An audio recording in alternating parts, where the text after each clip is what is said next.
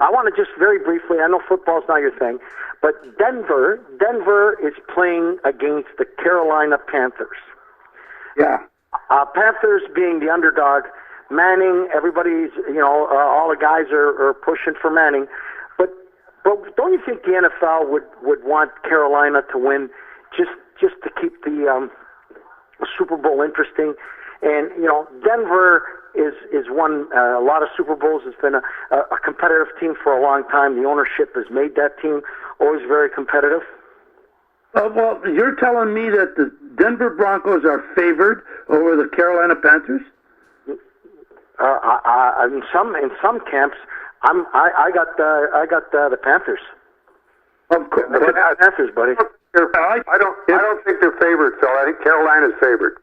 Yeah, and the spread's got to be 6 or 7 points. 6 points. Carolina, 6 points. 6 points, Phil. 6 points. 6 points? Yes. Well, maybe it's a pretty good bet. Look, I don't know. It's a very good bet because I took it, and if I win, I'm coming down there, and we're getting a pedicure and a fucking manicure together. Oh, that sounds good to me. But I can tell you this: I really believe this is Peyton Manning's swan song. Does that figure into the play? It does in my mind. It does with the rest of the team. Sometimes you look for a rallying cry. Like the year that the Rangers went to the finals, played against the Kings, they rallied around Marty St. Louis and Marty's mom passing away. They really did. So you get this one thing that you got to pick on. That we're going to do that. They did it for Ray Bork when he went to Colorado. Like, remember Joe Sakic for him. I agree with you. They did it with the Hamburglar in Ottawa. A young kid coming in, and the whole team rallied around him, and they made the fucking playoffs, and the Leafs went the other way. So I agree with you 100%. So, I don't know. Will the Denver Broncos rally around this guy that would pick them up? He's a likable guy. He's a likable guy. He's great in the locker room. He is an icon. And he's a philanthropist. He's a crowd favorite, fan favorite. Big name, a very big brand. Manning is a big brand in football.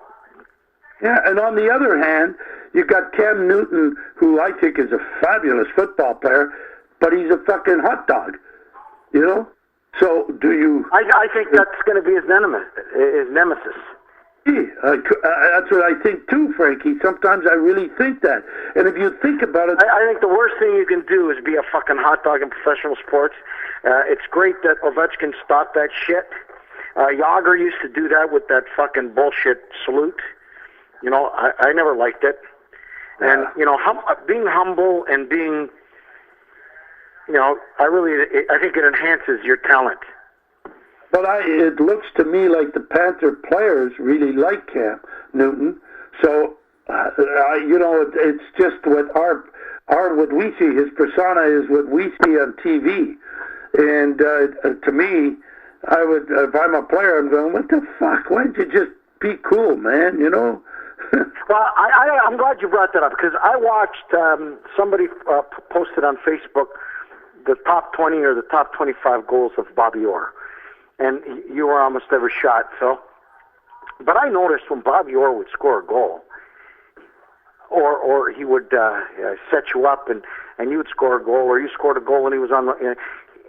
he was very humble. There was no big hurrah. He'd come over, you guys would look at each other, acknowledge each other, or give each other a tap on the gloves. There was no fucking dancing or fucking dropping down to one knee.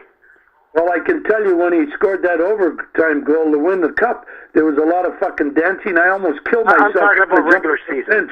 It only makes sense when you win the Stanley Cup to be a lot of fucking dancing.